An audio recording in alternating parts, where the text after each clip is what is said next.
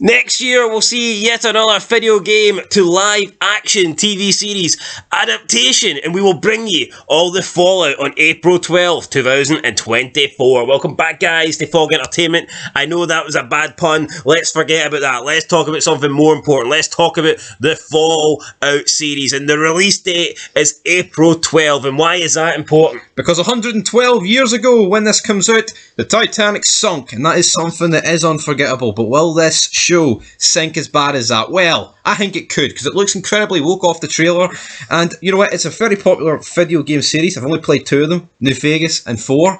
Might have to dive into them though, if the TV series is any good. True, but if we look at the history of video games to TV series live adaptations, then normally they suck. We've seen Halo come out earlier this year or last year, that sucked. We've seen The Last of Us come out, that sucked. We've seen a lot of video games get remade into either movies or TV series, and the majority of them have absolutely been terrible. So Fallout, I don't think the bar's not been set high, okay? I think Fallout could be one of the better video game adaptations, but it wouldn't exactly be hard considering what we've seen so far isn't impressive. No, you know, I think Fallout as a series is well known, but it's not a Resident Evil.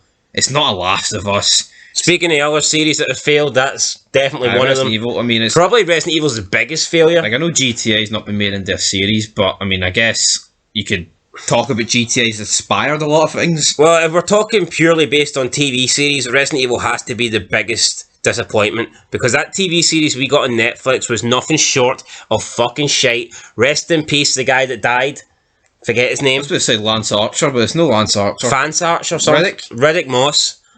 No. Riddick something. It's Lance Riddick. Lance Riddick. Rest in peace, Lance Riddick. He was in John Wick. But that TV series, that Resident Evil series, absolutely sucked. So he was also in The Wire.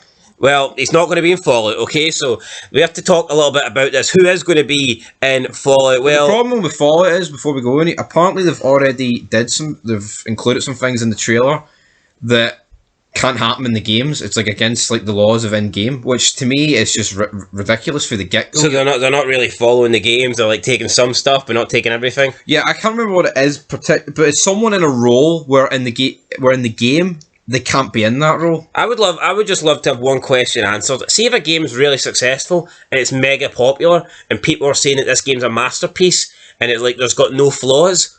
Why don't they literally just copy it from game and implement the entire game into like either the movie or the TV series? Like The Last of Us is considered one of the best games of all time. So why didn't they pretty much just copy it frame for frame, but from video game to TV series? Like, why do they decide to change something that isn't broken? I don't get that. Same with Resident Evil. I mean, up until Resident Evil went away from zombies, and let's be honest, after that, some people still love 4, 5 and whatnot, but up until that point, everyone was in love with the game, so why didn't they just follow that, go in that direction with the movies and the TV series? I don't understand it. Why do they change things up when they're clearly not broken?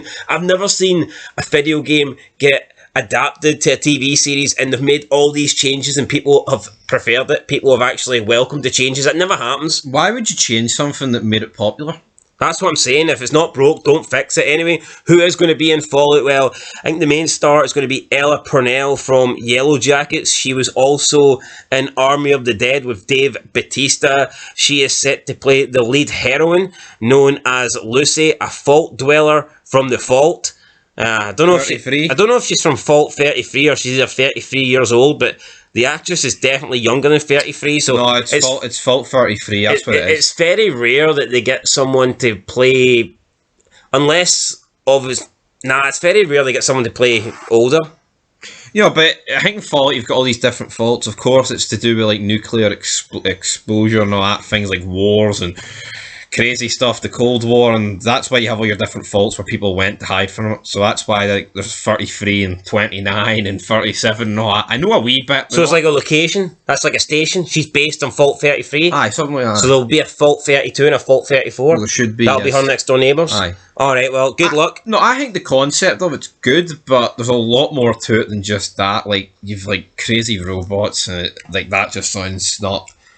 You know, like in reality, like The Last of Us and like The Walking Dead, I mean, it's zombies, but there is other stuff that's used zombies and includes like magical fucking flying robot pish, and I'm not really interested. I don't like the sound of that, but what I do like the sound of is the other main co-star of the TV series being Walton Goggins, who is in Justified, but we might know more from Sons of Anarchy. Yep, he was also in The Shield. He's been in quite a lot of things, this guy.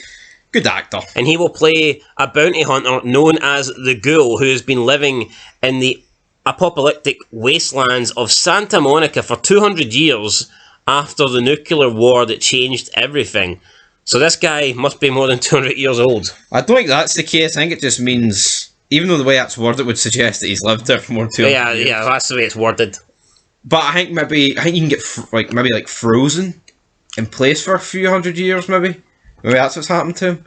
I'm not too sure, man. I need to brush up my Fallout. So that is it, really. Other actors that we may or may not know.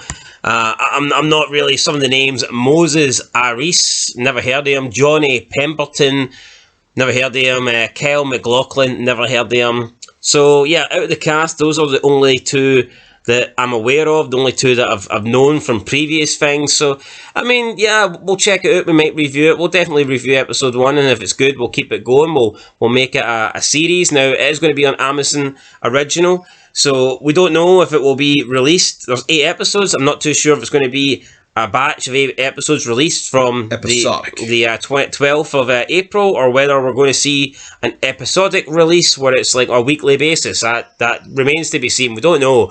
Hopefully it's a weekly basis. I kind of like watching a series and having to wait a week. Don't get me wrong, it's also good being able to binge watch it, but I mean, you can literally binge watch something that's good in a day.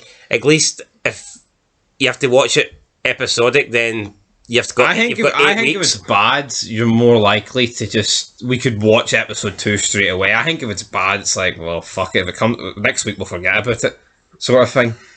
Don't think so? With that logic? No, obviously it works the other way. If something's great and the next episode's like available straight away, you will just watch it, right? But I think in case of if something is bad and you watch the first episode and the next one's available to watch, you might not be as put off as, well, next week I'm not that interested in it because it's fucking shit. But here, I think it'll be woke. It's on Amazon. I'm sorry, most things on Amazon these days is pretty woke. Yeah, so there you go, guys. Let us know your thoughts down below. We'll catch you in the next one. Is this going to be any good? Is Fallout going to be a good TV series? Give us a thumbs up, give us a thumbs down. Let us know what your thoughts on this series is, and we'll catch you in the next one. But until then, peace.